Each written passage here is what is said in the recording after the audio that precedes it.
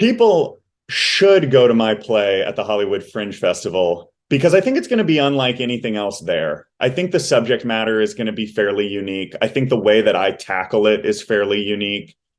And because I think it's a really, really interesting, unique, and often hilarious and heartbreaking show. I think I think it encompasses a wide range of human emotions that, regardless of upbringing or spiritual inclination, um, it can be related to by pretty much anybody. And I think there's something in it for everybody.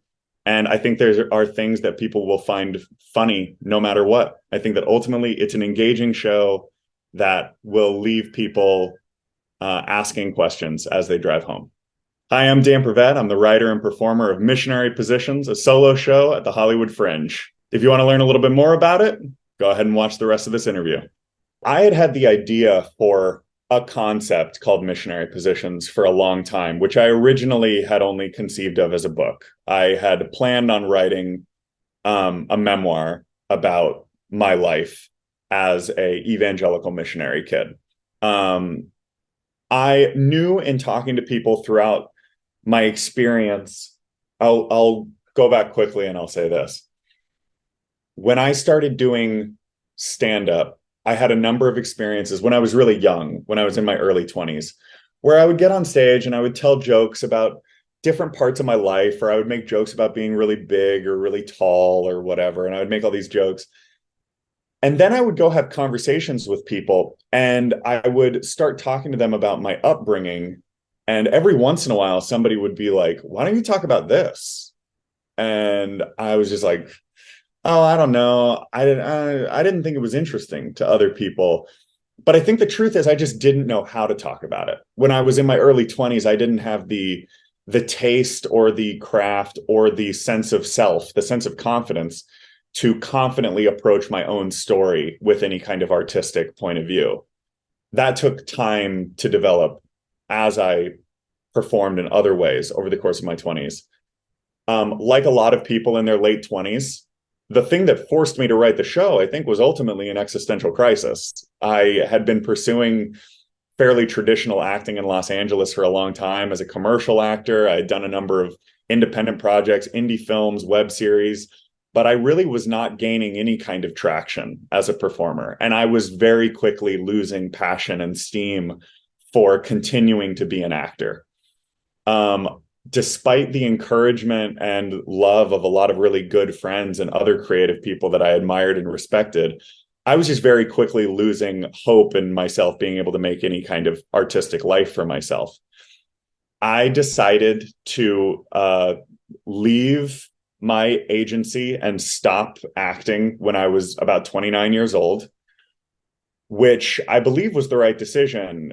And it also left me with this point of like, well, what am I going to do now? What am I going to do with my life? Because I'm a bartender and I'm 29. So there's quite possibly a lot of years left to live, and I don't know what to do with them. And this idea of writing this memoir, Missionary Positions, kind of returned to me and was like, well, maybe you should really give writing a try. You've never really tried to be a writer. And honestly, I made a post. I made a joking post on social media about I'm going to start writing my tell-all memoir about my missionary upbringing, Missionary Positions. And my now director commented underneath it and said, you should consider doing this as a show. And it was really that comment that was like, oh, yeah, I guess that's allowed. I guess I don't need anybody to hire me to do that. And it would be way shorter than writing a book. So, okay. And I met with her and I started talking to her and developing the process with her. And it very naturally started to grow out of that. Once I started watering the idea of like Missionary Positions as a solo show, it took root and started to grow naturally. Missionary Positions is my autobiographical story. My name is Dan. I'm a recovering evangelical. I was born to parents who were already committed to become Christian missionaries. Very quickly after I was born, we moved to Bangkok, Thailand. We then lived in Phnom Penh, Cambodia. We lived in Bucharest, Romania for a time in my high school years. And I lived in America for a few years in there just to keep me relatable. The subject of the show has mostly to do with fundamentalist religiosity, fundamentalist Christianity, and the effects that that can have on a young life. The subtitle of the show is Missionary Positions, a recovering Christian's guide to getting lost, because I was raised with such a strong distinction between people being saved or people being lost. And the show is really about my personal discovery and my moving away from fundamentalist religion and away from conservative evangelicalism, away from Christianity as I knew it at all, and becoming lost. And in becoming lost, ultimately finding a sense of freedom and spiritual depth beyond anything that had ever been presented to me while I was strictly Christian. I had to do this show at Hollywood Fringe Festival because you only get one first Fringe. You only get to do Fringe for your first time one time. And I knew I wrestled with insecurity and imposter syndrome and all manner of everything that we struggle with as artists. Should I do it? Am I good enough to do it? Can I afford it? Is it a good idea? And ultimately, I just had to say, if I don't do this, I think I'm going to regret it. I'm going to regret not stepping up with this piece of work that I have genuinely worked so hard on and I'm genuinely very proud of.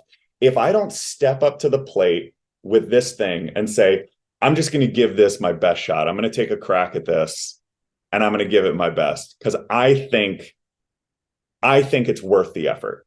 I think I'm worth the effort and I think this show is worth the effort. And I want to do my first Fringe. Now, some might argue that your first Fringe maybe should be the Edinburgh Fringe Festival. But for me, the Hollywood Fringe is 100% where my first Fringe has to be because I've spent my entire early adulthood in Los Angeles. I've been in LA since I was 22. I have had some of the most pivotal events of my life. My entire performance career has been here. I have so many memories with artists and actors and directors and writers. I have struggled and suffered and been broke so many times in this city. And like it, love it, hate it, or leave it, like Los Angeles is in my blood and in my bones. And Los Angeles is actually a fairly large character in my show because it represents this sort of like hero's journey. Character comes home. I was born in Anaheim. The show has a circular motion of me returning to Los Angeles. This is where my entire creative career has been. It would be, frankly, I would be an imposter doing Fringe anywhere else first. Because this is my creative home. I am really, really fortunate to have a really, not just very talented group of creatives behind this show, but an exceptionally supportive and emotionally available group of creatives behind this show with me. Solo theater is not at all a solo endeavor. I compare it a little bit to one of my favorite documentaries ever is Free Solo about Alex Honnold free climbing El Capitan. While Alex Honnold does ultimately climb El Capitan by himself, the whole arc of the story is about all of the people around him who help him do it and make it possible. And that's a little bit what solo theater feels like. In the end, you get on stage by yourself and you have to stand and deliver on your own, but nobody gets to that point alone. And I've been really, really fortunate. My director, Jessica Lynn Johnson, is a fantastic director. Not only is she a brilliant director technically, and not only does she have an incredible eye for design, lighting, she's got a great sense of blocking and how to keep a solo performance moving. Create cinematic moments in a solo show so that it remains engaging visceral, and frankly, at times, like visually stunning, all of which I could not have brought to the table at all. Not only does she do all of that, but Jessica also has a really profound gift for being a supportive and emotionally astute vessel for people doing this work. This can be very, very frightening, triggering, vulnerable, creative work. And it can feel very isolating. And I think I am fortunate to have found a director like Jessica who, it's not all just about like get up and deliver. There are times where she recognizes a performer might need to like process some emotions. She recognizes when a performer is like, I'm really struggling with this. I'm really in my head about this. This is not working. I don't know what I'm doing wrong. I don't know how to make this work. And she doesn't simply say like, this is the blocking, like do what I'm telling you to do. She's like, okay, let's talk a little bit about what's coming up for you in this moment. She's very, very connected as a director with the fact that a solo show, particularly an autobiographical solo show, is coming from a really deep place. And there's going to be junk that comes up with that. And you can't just push it to the side. The processing it is a part of the creative process. And she's great at facilitating that. I kind of call her like my creative or my story Sherpa, because, I'm climbing the mountain, but she's doing a lot of heavy emotional lifting to help me get there. Some of her cohorts are, Heather Dowling has been an incredible support, like such a fantastic performer herself, but also a very, very talented director in her own right. And just a really wise person to be able to talk about solo theater with. I have an array of multimedia elements in my show. So my friends who have made music, I begin the show with a quick video edit to sort of the intro video edit to my show, which is a short clip. It's about a minute long. It sort of is designed to invite the audience into a headspace that I need them to be in, because I need them to shake the world outside of the theater. I need them to get out of their lives. And if I just walk out on stage, no cold open, nothing, then there's a bit of an adjustment period. Or I can put this video edit up on the screen and I can pull them into a mindset of like, okay, we're entering a different world now. My friend who put that together is a brilliant editor named Kyle Ty. Brilliant editor. He put it together perfectly. He had to walk a fine line of pulling perfect clips and putting it together with a sense of humor, and he nailed it. My friend Colton Simmons created a piece of music for the end of the show that needed to be very emotionally resonant and needed to be very uplifting and inspiring, but also needed to simulate the emotions that we would sometimes get as young kids in church. So it was a very specific task, and he nailed that. Obviously, the QLab design, the tech, all of the sound design, I've been really, really fortunate to work with people who not only have been talented in their own way, but have really, really understood my vision and bent over backwards to accommodate that. What do I want the audience to get out of the play? My hope is that my audience will leave Missionary Positions feeling a broader sense of hope, a broader sense of peace, that no matter where they are in life, they are not lost, and they are perhaps exactly where they need to be. I want them to leave with a sense of community and with a sense that no matter what they're going through, they're not going through it alone. I want people to leave talking about certain more controversial themes in the show, and I want people to leave repeating the jokes that they liked the best. The thing I'm most looking forward to about performing at the Hollywood Fringe is the opportunity to perform in front of audiences that have no reason to know me or my show. I'm looking forward to getting in front of a group of people, many of whom are performers and creatives themselves, and really getting my show, which is about a very, very specific niche portion of the American culture, and getting that up in front of people who might have no history with it whatsoever, who might only know evangelicals based on what they have seen on the news or in TV shows and movies.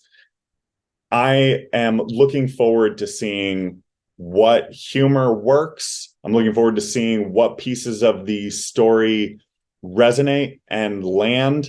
And I'm looking forward to seeing if people who have vastly different backgrounds from mine are able to connect with it and hopefully take a piece of it with them. I think the thing that will surprise the audience the most is that while I certainly pull no punches in regards to the evangelical church as I knew it growing up, and I am a lover of really, really letting conservative American Christianity have it.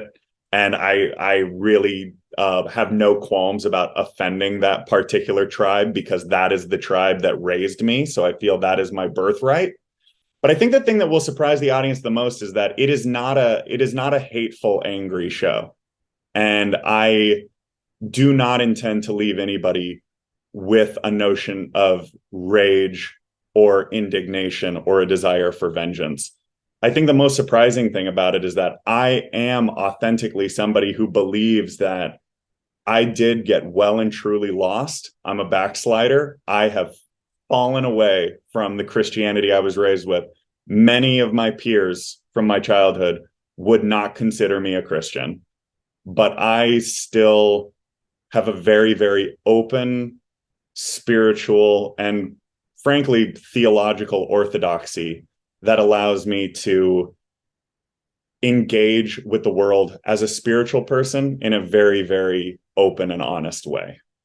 People should go to my play at the Hollywood Fringe Festival because I think it's going to be unlike anything else there. I think the subject matter is going to be fairly unique. I think the way that I tackle it is fairly unique. And because I think it's a really, really interesting, unique, and often hilarious and heartbreaking show.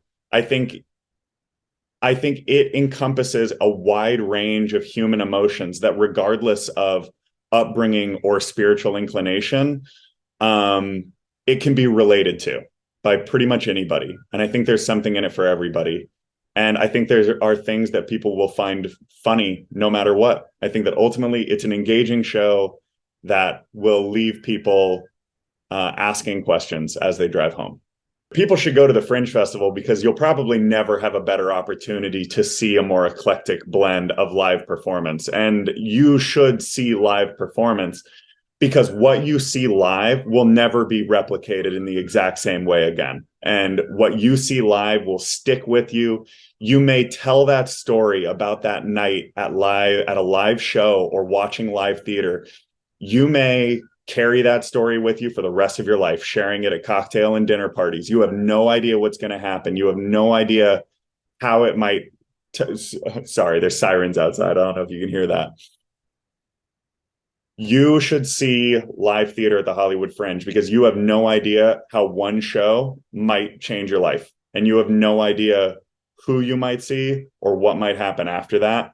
This is a front row seat to see some really, really special stuff. Events like the Hollywood Fringe are important because art is important. There is a quote that I'm not going to try to quote perfectly now because I can't remember who said it and I'll butcher it, but art gives us reasons to live.